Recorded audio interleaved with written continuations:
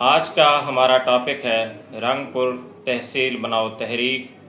اور صحت کی سہولیات۔ جیسا کہ آپ کو معلوم ہے کہ ہمارے علاقے میں رنگپور تحصیل بناؤ تحریک یا RTM وہ اس وقت متحرک ہے اور اپنے مختلف قسم کے سیشنز کا انعقاد کر رہی ہے، جس کے چیئرمین ماہر کارب علی ترگڑ صاحب جو کہ ایک مایہ ناز وکیل ہیں اور ہمارے علاقے کے ایک بہت بااثر زمیندار اور ایک نہایت ہی تعلیم یافتہ اور مہذب قسم کے شہری ہیں۔ ان کی کوششوں سے یہ پلیٹ فارم مرز وجود میں آئے کئی سال گزر چکے ہیں۔ جہاں ان کے منشور میں دیگر چیزیں شامل ہیں، وہیں پہ ہیلتھ کے بارے میں تحصیل ہیڈ کوارٹر ہاسپٹل کا بنانا بھی شامل ہے۔ تو سب سے پہلے میں آپ کو یہ بتانا چاہوں گا کہ اس علاقے میں تحصیل ہیڈ کوارٹر ہاسپٹل کی ضرورت کیوں پیش آئی۔ جیسا کہ آپ کو معلوم ہے کہ RTM کا جو بنیادی ایجنڈا ہے وہ یہی ہے کہ رنگپور اور اس کے ملحقہ ایریاز کو ملا کے یہاں پر مشتمل ایک تحصیل جو ہے وہ مرز وجود میں لائی جائے،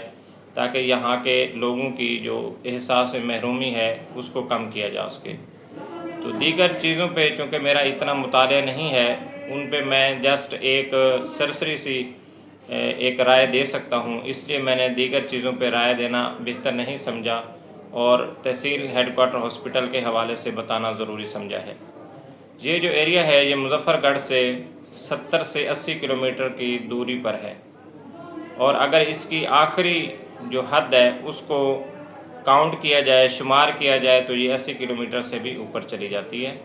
اسی طرح یہ ایریا اپنے نزدیکی ڈسٹرکٹ یعنی جھنگ سے بھی 100 کلومیٹر کے قریب اس کا فاصلہ بنتا ہے، اور جو لیا یا دیگر ملحقہ علاقے ہیں وہاں سے بھی 100 کلومیٹر سے اباو ہے۔ تو یہاں دو قسم کا ایریا جو ہے وہ اس کو تقسیم کیا جاتا ہے۔ ایک تو ریورائن بیلٹ ہے، جس کو ہم کہہ سکتے ہیں کہ وہ سیلابی علاقہ ہے یا پکا علاقہ ہے۔ دوسری سائڈ پہ جو ہے صحرائی علاقہ ہے، جو صحرا ہے، تھل، ہمارا جو پنجاب کا ایک صحرا ہے تھل، اس کا کچھ ایریا اس حصے میں بھی آتا ہے، اور یہ رنگپور یہاں سے شروع ہوتی ہے تو تقریباً اس کی ایک سائڈ پہ یہ دریائی علاقہ ہے اور دوسری سائڈ پہ صحرائی علاقہ ہے۔ تو یہ اتنا بڑا لمبا بیلٹ ہے، اور یہاں پر کسی قسم کا کوئی ہاسپٹل موجود نہیں ہے جہاں پہ عوام کو primary and secondary health care کی سہولیات میسر ہوں۔ جتنے ہیلتھ کیئر پروفیشنلز ہیں جو میری اس ویڈیو کو دیکھ رہے ہیں، ان کو بہتر پتہ ہے کہ primary and secondary health care facilities کا اتنے لمبے علاقے میں، اتنے لمبے بیلٹ میں ہونا بہت ضروری ہے۔ چونکہ یہ ایریا صحرائی اور دریائی ہے، یہ اس حساب سے اور زیادہ مشکل ہو جاتا ہے۔ یہاں پہ جو ایمرجنسی کی سہولت ہے یا فرسٹ ایڈ کی سہولت ہے، خدا نخواستہ اگر کسی کو ہارٹ اٹیک پیش آئے تو اس کو دریا کراس کراتے ہوئے اور اس کو روڈ سائڈ لے کر جاتے ہوئے اور وہاں سے پھر ٹرانسپورٹ کا بندوبست کرتے کرتے ملتان جو انسٹیٹیوٹ آف کارڈیالوجی ہے وہاں تک پہنچتے اس کو 2 سے 3 گھنٹے لگ سکتے ہیں، اور آپ بہتر سمجھتے ہیں کہ جو کارڈیک پیشنٹ ہے اس کا ان 2 گھنٹوں میں یا فالج کے مریض کا کیا نقصان ہونا ہے۔ اسی طرح اگر بچے نمونیا کا یا ڈائریا کا شکار ہیں اور ان کو اس وقت شدید قسم کی ایمرجنسی ہے تو ان کا بھی قریبی ہسپتال میں پہنچنا وہ تقریباً ناممکن ہے۔ تو اس وجہ سے اس ایریے میں جو صحت کی سہولیات ہیں وہ ناپید ہیں۔ یہاں پہ لوگوں کو انفیکشنز، جو کرونک انفیکشنز ہیں جن کو ہم جرکان وغیرہ بولتے ہیں، وہ بہت زیادہ ہیں، TB بہت زیادہ ہے، اور ایسی ڈیزیزز جو ماڈیفائیبل ہیں جیسا کہ ڈائبٹیز ہے جس کو ہم عرف عام میں شوگر بولتے ہیں، وہ بہت زیادہ ہے، اور بلڈ پریشر کی بیماری بہت زیادہ ہے۔ اسی طرح جھنگ سے لے کر مظفر گڑھ تک پورے روڈ پہ کسی بھی ایک جگہ پر ٹراما سنٹر کی سہولت موجود نہیں ہے۔ یہ تقریباً 200 کلومیٹر سے اوپر کا فاصلہ بنتا ہے، اور جو ٹراما کیئر کے حوالے سے ورک کرتے ہیں وہ بہتر سمجھ سکتے ہیں کہ اس ایریا میں ٹراما کے پیشنٹ کا کیا حال ہوتا ہوگا۔ تو تحصیل ہیڈ کوارٹر ہاسپٹل کی جو ضروریات ہیں اس کو مد نظر رکھتے ہوئے ہمیں چاہیے کہ ہم RTM کی، رنگپور تحصیل موومنٹ کی یا رنگپور تحصیل بناؤ تحریک کی ہم زیادہ سے زیادہ حمایت کریں، اور اپنے ارباب اختیار تک اس آواز کو پہنچائیں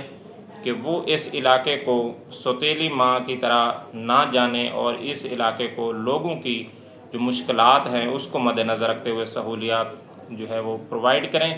اپنے جو دیگر انڈیکیٹر ہیں ان کو کہ جی اتنا ایریا ہونا چاہیے، اتنی آبادی ہونی چاہیے، اس کو وہ نظر انداز کریں اور اس علاقے کی مشکلات دیکھیں جہاں پہ روڈ بھی سیدھا نہیں ہے اور اس کو ریورائن بیلٹ بھی پڑ رہی ہے، صحرائی بیلٹ بھی پڑ رہی ہے، اور میڈیکل ایمرجنسی کے حوالے سے دیکھیں کہ اتنی جو مشکلات ہیں وہ میرے خیال میں کسی اور سیکٹر میں نہیں ہیں. پنجاب کے دیگر علاقوں میں جو اس سے ملتے جلتے بیکورڈ ایریاز ہیں وہ بھی اپنی مشکلات کا اندازہ اس ویڈیو سے لگا سکتے ہیں. تو میری گزارش ہے کہ جلد از جلد تحصیل ہیڈ کوارٹر ہاسپٹل یا ایٹ لیسٹ 60 بیڈڈ ہاسپٹل کا قیام عمل میں لایا جائے، جس میں بیسک اسپیشلٹیز، جس میں کارڈیک ایمرجنسی،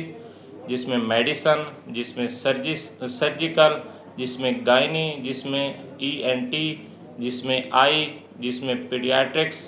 جس میں پیتھالوجی لیب اور ریڈیالوجی کی سہولیات میسر ہوں، اور اس کے علاوہ ڈائلسس کا یونٹ بھی ہو. بچوں سے متعلق نرسری کا قیام بھی اس میں عمل میں لایا جائے.